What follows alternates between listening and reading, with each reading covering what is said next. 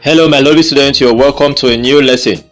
Today, I shall be teaching you probability. From definition, probability or chance is defined as a measure of the likelihood of an event happening or not happening. Probability is the likelihood of occurrence of an event.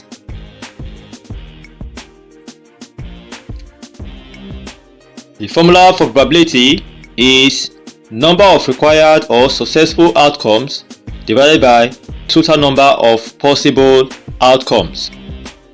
Let's learn more about probability.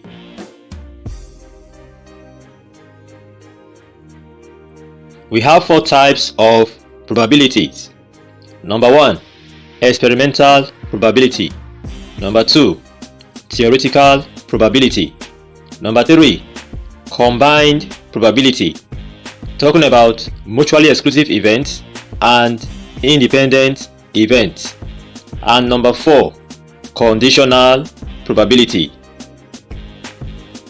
In today's lesson, we shall be learning about combined probability and conditional probability. The first part of combined probabilities involves mutually exclusive events.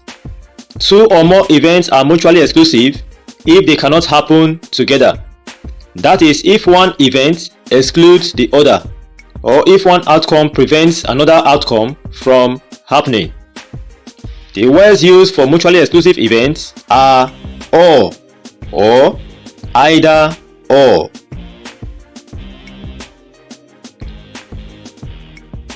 An example of mutually exclusive events is if there are 5 red balls and 3 black balls in a box and only one ball is allowed to be taken at once.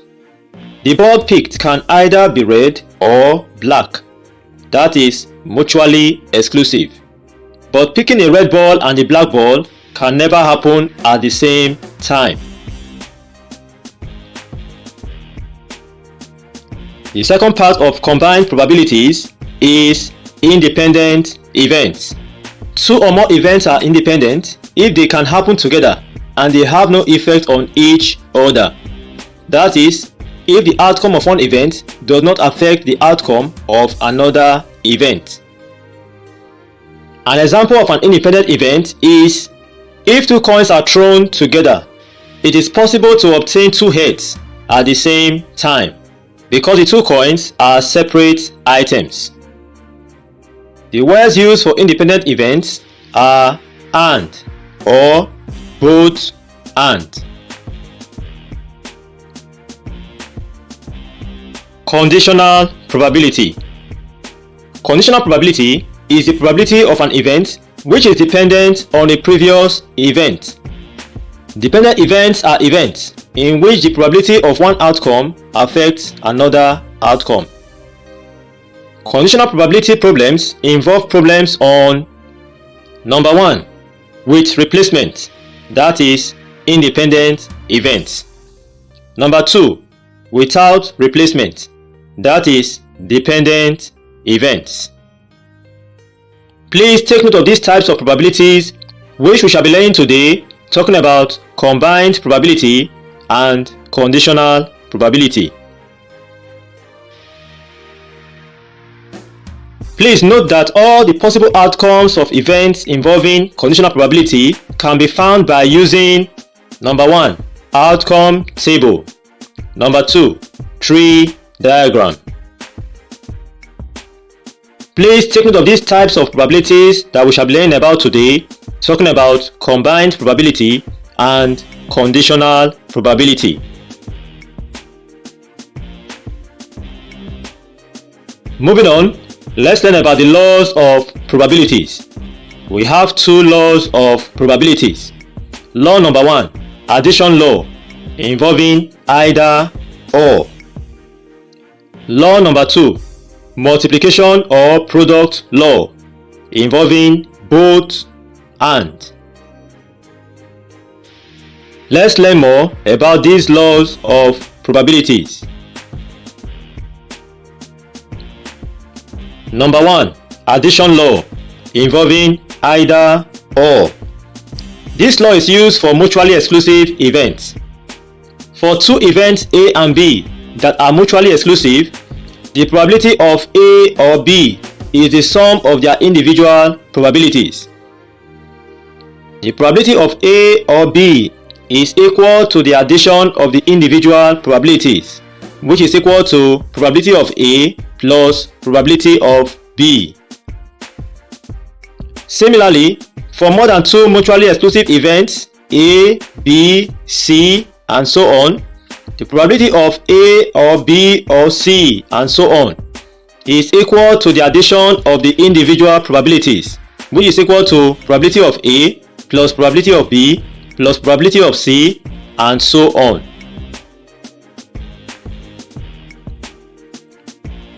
Number 2. Multiplication or product law involving both and. This law is used for independent events. For two events A and B that are independent, the probability of A and B is the product of their individual probabilities. That is, the probability of A and B is equal to the product of the individual probabilities, which is equal to probability of A times probability of B. Similarly, for more than two independent events A, B, C, and so on, the probability of A and B and C and so on is equal to the product of the individual probabilities, which is equal to the probability of A times the probability of B times the probability of C and so on. Please take note of these two laws of probability, talking about the addition law and the multiplication or the product law. Moving on, let's see some solved examples. Example 1 is on combined probabilities involving mutually exclusive events. Example 1. A number is chosen at random from the set 2, 4, 6, 8, 10, and so on up to 18 and 20. Find the probability that it is either a factor of 18 or a multiple of 5. Let's see the solution to example 1. The formula for probability is number of required outcomes divided by total number of possible outcomes. From the question, the universal sets are even numbers from 2 to 20, talking about 2, 4, 6, 8, 10, 12, 14, 16, 18, and 20. From the universal set, F representing factors of 18 are 2, 6, and 18. These are 3 numbers. While M representing multiples of 5 are 10 and 20. These are 2 numbers. There are 10 numbers in the universal set. There are 3 numbers in F. There are 2 numbers in M. Since F and M are mutually exclusive events, the probability of F, talking about factors of 18, is 3 over 10. And the probability of M, talking about multiples of 5, is 2 over 10. Now that we know these individual probabilities, what will be the probability that the number chosen is either a factor of 18 or a multiple of 5? Let's see if you are right. The probability that either F or M happens is equal to the probability of F or M, which is equal to the probability of F plus the probability of M. That gives us 3 over 10 plus 2 over 10, which will give us 5 over 10. This will simplify to 1 over 2 or half. I hope you got that right.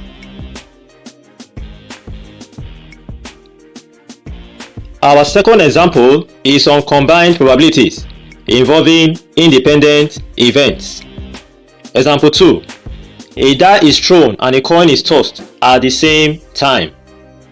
What is the probability of getting A. both a 5 and a tail, B. both an even number and a head?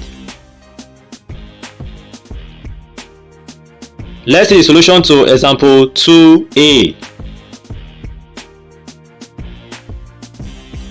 The formula for probability is number of required outcomes divided by total number of possible outcomes. Here, the outcomes of throwing a die are 1, 2, 3, 4, 5, and 6, having a total number of possible outcomes of 6. Also, the outcomes of tossing a coin are head and tail, having a total number of possible outcomes of 2. Since the events are independent events, the probability of obtaining a 5 is 1 over 6, while the probability of obtaining a tail is 1 over 2. Now that we know the separate probabilities, what is the probability of getting both a 5 and a tail? Let's see if you are right. The probability that both a 5 and a tail happens is equal to the probability of obtaining a 5 times the probability of obtaining a tail. That will give us 1 over 6 times 1 over 2. Our final answer is 1 over 12. I hope you got that right. Moving on, what do you think would be the probability of getting both an even number and a head in question 2b? Let's see if you are right. In solution 2b, the outcomes of even numbers in a die are 2, 4, and 6. These are 3 numbers. Hence, the probability of obtaining an even number in a die is 3 over 6, which will simplify to 1 over 2. Also, the probability of obtaining a head in a coin is 1 over 2. Since the events are independent events, the probability that both an even number and a head happens is the probability of even numbers and a head, which is equal to the probability of even number times the probability of a head. That gives us 1 over 2 times 1 over 2. Our final answer is 1 over 4. I hope you got that right again. Please take note of the solutions of these examples involving combined probabilities. Moving on, let's see our next example on conditional probability. Example 3. 2 dice are thrown at the same time. Find the probability of getting A at least 1 5, B a total score divisible by 5. Let's see the solution to question 3a. The outcome table showing all the possible outcomes when 2 dice are thrown is as follows. Here is the outcome table involving 2 dice thrown at the same time.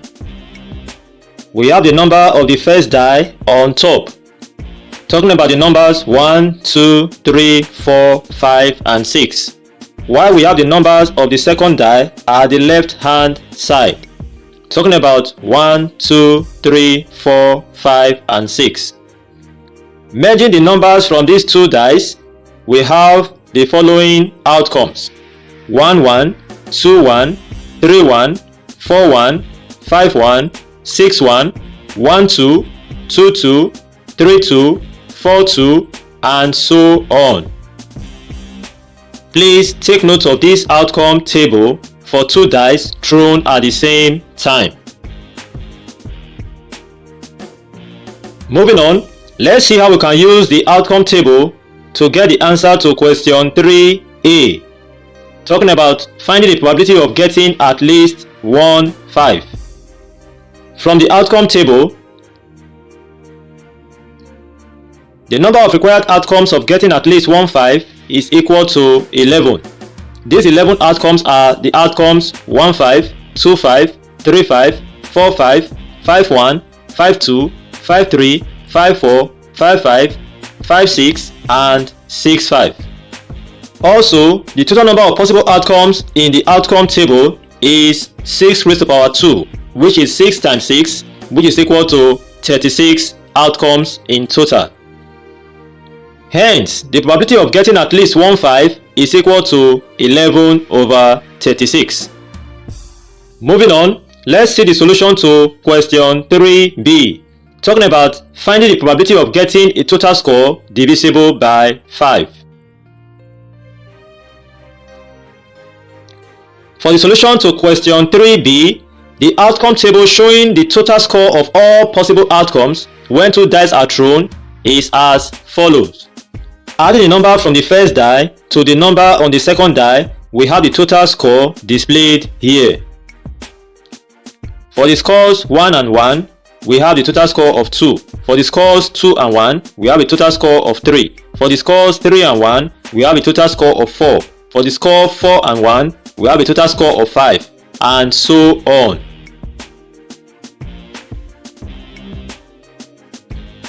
The number of required outcomes of getting a total score divisible by 5 is 7. This is made up of 5 appearing 4 times and 10 appearing 3 times. Hence, the probability of getting a total score divisible by 5 is equal to 7 over 36. I hope the solutions to example 3, they are all clear to you. Let's see our final example for conditional probability. Example 4. A bag contains 3 black balls and 2 white balls. Question A. A ball is taken from the bag and then replaced. A second ball is chosen. What is the probability that, Roman figure 1, they are both black? Roman figure 2, 1 is black and 1 is white. Roman figure 3, at least 1 is black. Roman figure 4, at most 1 is black. Question B. Find out how these probabilities in question A are affected if 2 balls are chosen without replacement. Let's see the solution to example 4a, Roman figure 1. From the question, the number of black balls represented by B is 3. The number of white balls represented by W is 2. Adding up, the total number of balls is 5. Also, in this question, the total number of possible outcomes is 2 raised to the power 2, which is 2 times 2, which will give us 4 possible outcomes. The tree diagram showing all the possible ways of selecting 2 balls with replacement is as follows. Here is the tree diagram. For the first choice, choosing a black ball, the probability is 3 over 5. While choosing a white ball, the probability is 2 over 5. Now making a second choice with replacement, the probability of choosing a black ball remains 3 over 5, while the probability of choosing a white ball remains 2 over 5.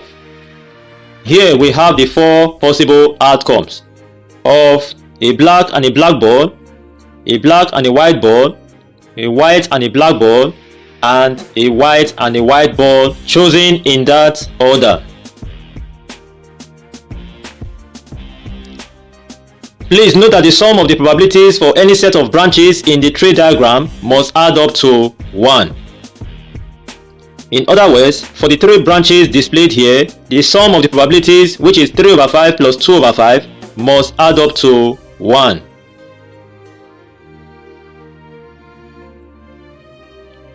For question 4a, Roman figure 1, the probability that the 2 balls are black is 3 over 5 for the first black ball times 3 over 5 for the second black ball, which will give us 9 over 25. Next, using the tree diagram, what do you think will be the answer to question 4a, Roman figure 2, talking about the probability that 1 is black and 1 is white? Let's see if you are right. The probability that one is black and one is white is either the probability that the first ball is black and the second ball is white, or the probability that the first ball is white and the second ball is black. These are mutually exclusive events. From the tree diagram, the probability that the first ball is black and the second ball is white will give us 3/5 times 2/5, plus the probability that the first ball is white and the second ball is black will give us 2/5 times 3/5. These are mutually exclusive events. Hence, we are going to add the probabilities of the possible options. That will give us the probability of the first ball is black, the second ball is white, plus the first ball is white and the second ball is black. For the probability of black and white, we have 3/5 times 2/5, plus the probability for white and black, that is 2/5 times 3/5. That will give us 6/25 plus 6/25. Our final answer is 12/25. I hope you got that right. Next, let's see the solution to question A, Roman figure 3. Talking about the probability that at least one is black. From the tree diagram, the probability that at least one is black is the probability that the first ball is black and the second ball is white, or the first ball is white and the second ball is black, or the first ball is black and the second ball is black. Since the events are mutually exclusive, we are going to add the three probabilities. From the calculations displayed here, the probability that at least one is black is 21/25. Moving on, let's see the answer to question 4A, Roman figure 4. Talking about the probability that at most one is black. From the solution displayed here, what do you think will be the options for the probability in question 4A, Roman figure 4? Talking about the probability that at most one is black. Let's see if you are right. For the solution to question 4A, Roman figure 4, for the probability that at most one is black, we have the options: the first ball is black, the second ball is white, or the first ball is white, the second ball is black, or the first ball is white and the second ball is white. I hope you got that right. Once again, these are mutually exclusive events. Hence, we are going to add up the probabilities of the various options.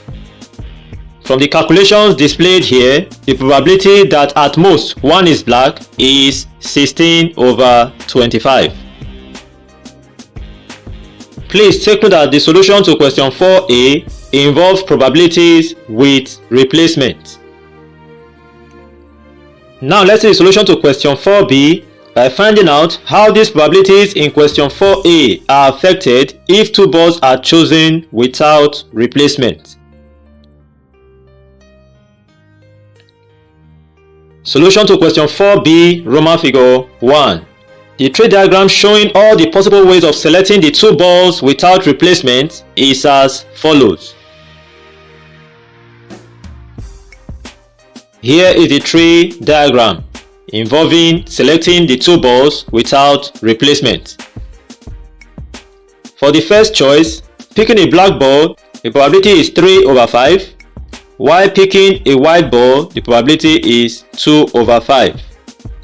Now, if you pick a black ball at first without replacing the black ball, the 3 black balls in the bag reduces to 2, and we are going to have a total number of 4 balls remaining in the bag. This is as a result of not replacing the black ball picked in the first choice.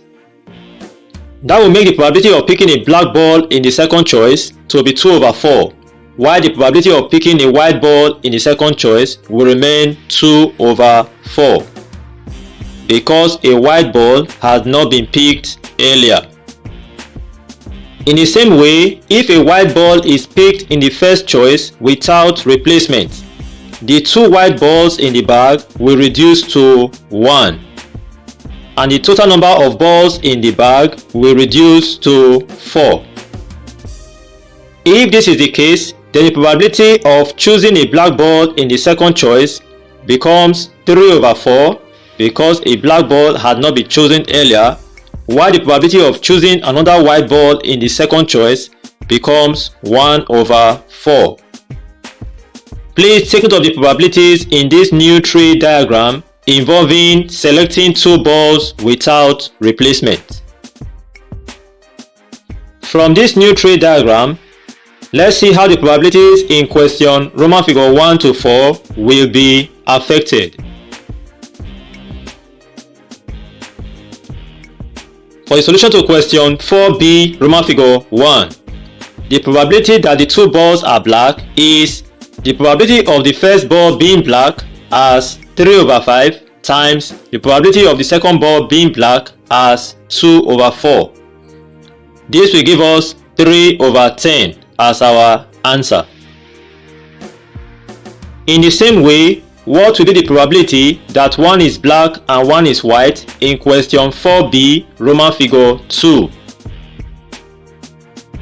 Let's see if you are right. The probability that one is black and one is white, we have 2 options, which are the probability that the first ball is black and the second ball is white, or the first ball is white and the second ball is black. These are mutually exclusive events. Hence, we are going to add the probabilities of the 2 options we have here. From the calculation displayed here, using the new probabilities of the tree diagram involving choosing 2 balls without replacement, our answer is 3/5.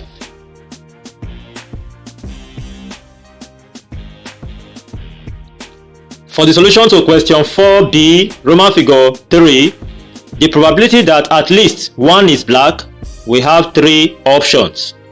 These are the probability that the first ball is black and the second ball is white, or the first ball is white and the second ball is black, or the first ball is black and the second ball is black. Once again, these are mutually exclusive events. So we are going to add up the probabilities of the 3 options here. From the calculation displayed here using the tree diagram, the probability that at least one is black is 9/10. Lastly, using a tree diagram, what is the probability that at most one is black in question 4b Roman figure 4? Let's see if you are right. For the solution to question 4b Roman figure 4, the probability that at most one is black is the probability that the first ball is black and the second ball is white, or the first ball is white and the second ball is black, or the first ball is white and the second ball is white. Adding on the probabilities, because these are mutually exclusive events, our final answer is 7/10. I hope you got that right. I hope all the solutions to the examples involving conditional probability, they are all clear to you.